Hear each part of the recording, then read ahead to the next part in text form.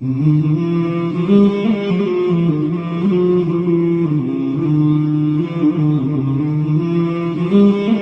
ماں تو ترکے میں بٹتی تھی، یہ تو سارے جانتے ہیں، لیکن تاریخ عرب ہے کہ سکے تین بھائیوں نے اپنی سکی ماں کو 900 دراہم میں فروخت کر کے 300 درہم بانٹے تھے. یہ تاریخ ہے. لیکن میرے حضور نے جنت کھینچ کے ماں کے قدموں تلے رکھ دی. سارا وقار یہاں ہے، ساری عزتیں یہی ہیں. ماں باپ کی رضا میں اللہ کی رضا چھپا دی، ماں کی ناراضگی میں اللہ کی ناراضگی رکھ دی. پھر خود عملاً حضور نے اپنی ماں کا ذکر کیا. ایک دن حضور مسجد نبوی میں تشریف لائے، تا حد نظر صحابہ تھے. تو جو ہی حضور مصلی پہ آئے، عشاء کا وقت تھا، تو ادب سے کھڑے ہو گئے، بس آنکھیں نمناک ہو گئیں. اور حضور علیہ السلام نے ایک ٹھنڈی آہ بھری اور روتے ہوئے کہا، کاش آج میری ماں زندہ ہوتی. انسان نے دکھوں کا دور دیکھا ہو، بعد میں خوشحالیاں مل جائیں تو انسان آرزو کرتا ہے کہ میں نے دکھوں کا دور دیکھا اور میرے ماں باپ نے وہ زمانہ دیکھا، آج اگر میرے ماں باپ زندہ ہوتے تو میرے آنگن میں بہاریں بھی دیکھتے. تو وہ آرزو کرتا ہے، وہ تمنا کرتا ہے. تو حضور جب پیدا ہوئے تھے تو باپ کا سایہ سر پہ نہیں تھا. 6 سال کی عمر تھی، ابوا کی ریت کے ٹیلے تھے. سید آمنہ کو سخت بخار ہو گیا. ام ایمن کو بلا کے کہا، میرے اس بیٹے کو بحفاظت امیر قریش عبد المطلب تک پہنچا دینا، مجھے لگتا ہے میرا بخار جان لیوا ثابت ہوگا. پھر حضور سے کچھ باتیں کرنا چاہی، لیکن ضبط کے بندھن ٹوٹ گئے. حضرت آمنہ کوئی باتیں نہ کر سکی. جو چند باتیں کی ابن حشام نے سیرت النبویہ کے اندر لکھی ہیں. کہا، بیٹا، ہر نئی چیز نے پرانا ہو جانا ہے، ہر باقی نے فنا ہو جانا ہے. میں بھی جا رہی ہوں، وَذِكْرَ باق وَوَلَدْتُ تُہْرَ، لیکن میرا ذکر نہیں مٹے گا، اس لیے کہ تیرے جیسا ستھرا بیٹا چھوڑ کے جا رہی ہوں. جن ماؤں کے بیٹے اتنے اچھے ہوں، ان ماؤں کا ذکر نہیں مٹا کرتا. یہ آخری لفظ تھے سید آمنہ کے کہ وصال ہو گیا. حضور ماں سے لپٹ گئے. امی آپ آگے بولتی نہیں، لیکن خاموش ہو گیا تھا چمن بولتا. پھر ماں کی وہیں تدفین کی اور پتھر کے چھوٹے چھوٹے ٹکڑے قبر پہ رکھے. تجھے کن پھولوں میں ہم کفن دیں، تو جدا ہی ایسے موسموں میں ہوا جب درختوں کے ہاتھ پھولوں سے خالی تھے. آج مدینے میں حضور کی ماں کا انتقال ہوتا، فرشتے جنت سے پھول لے کے آتے، کتنے صحابہ جنازے میں ہوتے. لیکن 6 سال کی عمر. خیر حضور مکے چلے گئے. پھر وقت گزرے، لیل و نہار کروٹیں بدلتے رہے. پھر طائف کے بازار بھی آئے، مکی کی گلیاں بھی آئیں.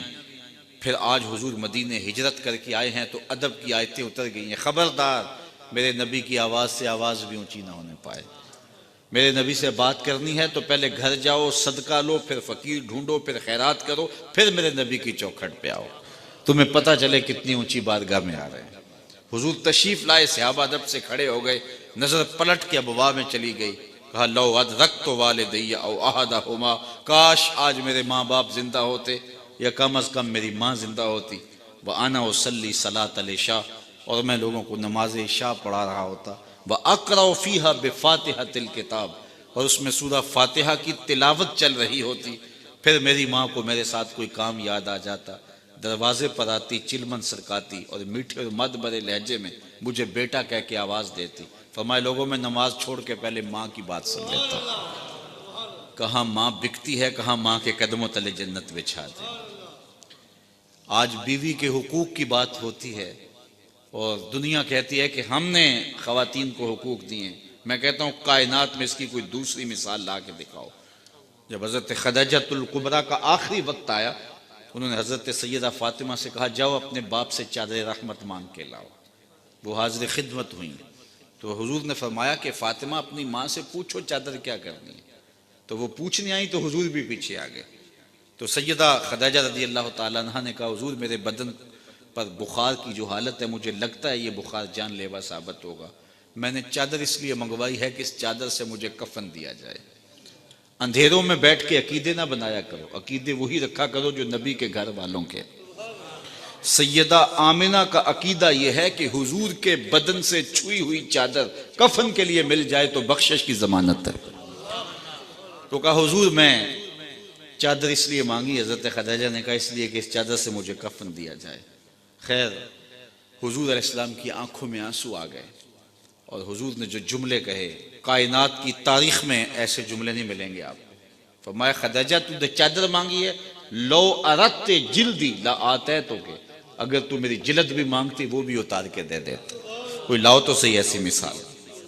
ام المومنین سیدہ عائشہ رضی اللہ تعالیٰ عنہ فرماتی ہیں میں حضور گھر تشریف لائے اور میں اب خورے میں پانی لے رہی تھی، حضور نے مجھے کہا عائشہ تھوڑا سا پانی میرے لیے بھی چھوڑنا، میں نے چھوڑ دیا تو حضور نے میرے ہاتھ سے پیالہ لیا، پھر پینے سے پہلے رک گئے اور مجھ سے مخاطبہ کرتے ہوئے فرمایا عائشہ ذرا بتانا تم نے ہونٹ کہاں لگائے تھے، مجھے بتاؤ اگر شوہر کا رویہ بیوی کے ساتھ یہ ہوگا تو گھر جنت کا ٹکڑا نہیں بن جائے گا؟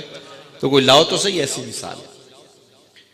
کسی زمانے میں ایک غیر مسلم نے اسلام قبول کیا تو اسے پوچھا گیا کہ اسلام کی کس قدر نے تجھے متاثر کیا، تو وہ بولا کہ سیرت کا صرف ایک واقعہ میری ہدایت کا سبب بن گیا۔ کیا ہوا؟